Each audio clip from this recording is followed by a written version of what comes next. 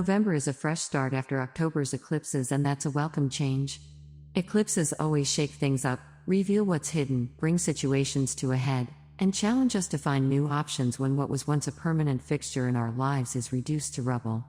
November brings in the 9 energy, and like October, it's double 9s because November was once the 9th month. Nova means 9, and it's the number of completion. November's themes are energy reclamation and trim, which stands for transformation, release/renewal, intention/integration, mastery/manifestation, and with the retrogrades ending this month, fresh starts and new perspectives are possible. November is the 11th month, but it was the 9th month in the Roman calendar. In 2023, a 7-year, November is a 9 value, the number of completion. But we need to expand the meaning of being over. Look at how 9 is written. You have the staff and the circle, 1 and 0, beginning and end. 1 is the word becoming matter, and 0 is the infinite potential, the morphogenic field of energetic potential waiting for a word to materialize. This is the cycle of infinite creation. I find it interesting that basic computer binary code is written with 1 and 0. Completion is more than endings, it is being whole and lacking nothing, being finished, fulfilled, and at peace with what we can say is a perfect masterpiece. Here, perfection is not measured by the outcome, and there is no failure. We have achieved perfection in our performance, our participation, and in what we could accomplish.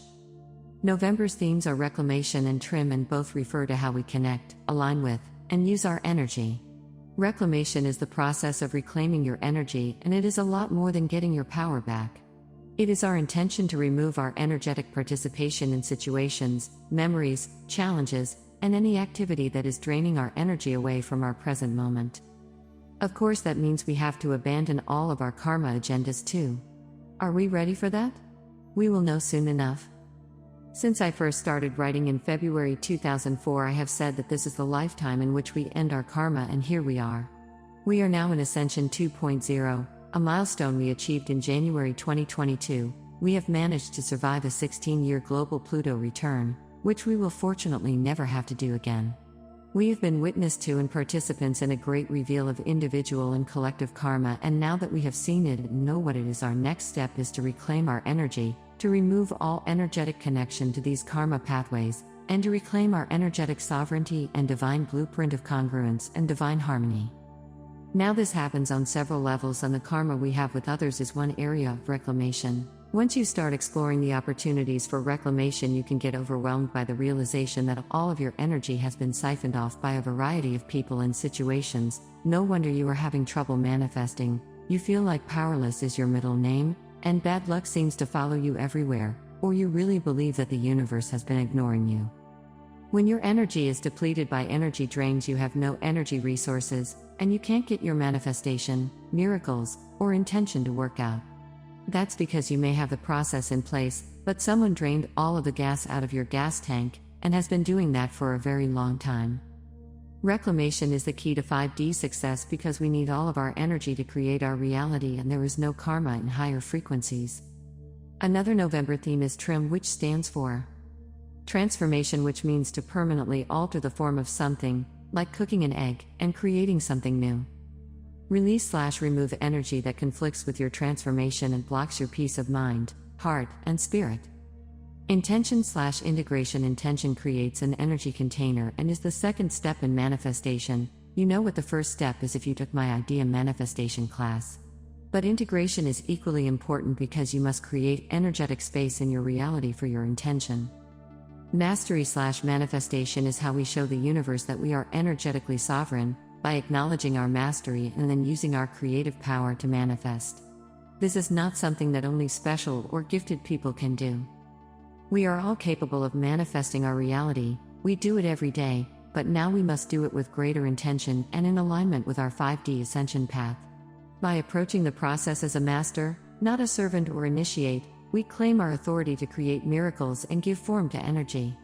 Rather, setting an intention and aligning our energy with it, deliberately and creatively. One of the big events in November is Saturn moving direct on November 5th, which is a big deal since it is in Pisces. I watch planetary cycles because they are important in setting the energy tone for the period. Saturn previously entered Pisces in December 1964 and in January 1994. If you can remember any significant events in your life at those times, this is coming back around for review, reconsideration, and the application of new methods, processes, and energies. I see Saturn as what it is, the force that removes temptation, digression, and misdirected energies from our path and forces us to narrow our field of vision to a single point of power. That's true now too.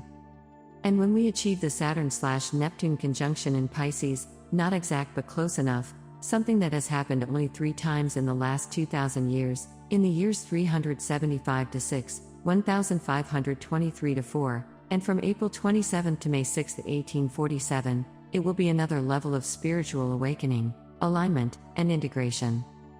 Saturn will be within 10 degrees of Neptune in 2024 and, interestingly, will conjunct Neptune in Aries in June 2025.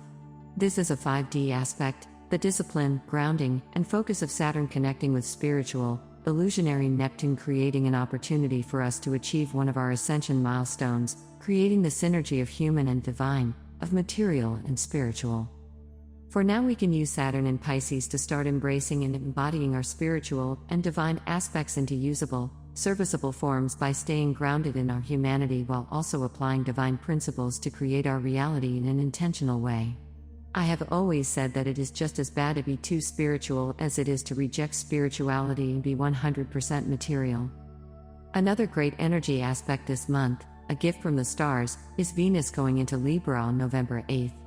This is another Venus-ruled placement, so we have double Venus energy happening in from Taurus, Venus other rulership, we'd pull Uranus and Jupiter, both now in Taurus.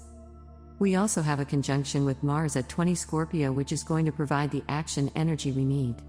What does it take for you to get so tired of not being happy that you decide it's time to do something else? You may reach that point in November, especially at this new moon.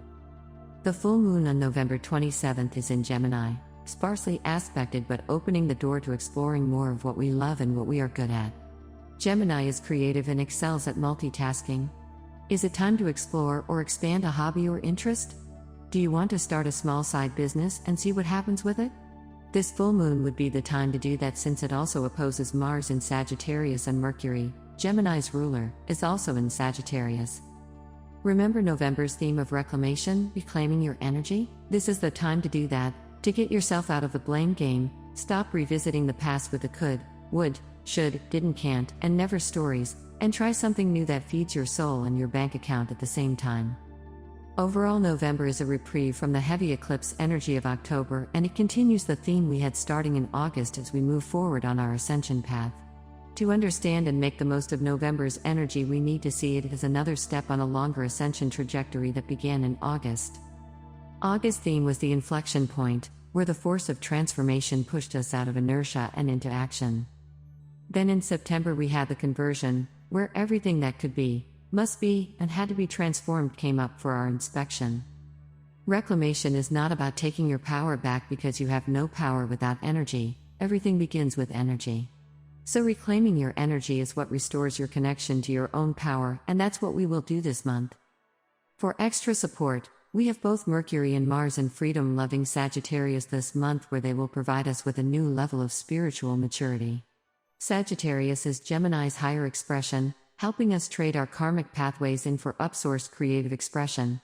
As the third fire sign, it takes the brash, reckless Aries energy, the self-absorbed Leo, and turns them into self-aware, deliberate, and thoughtful empowered masters.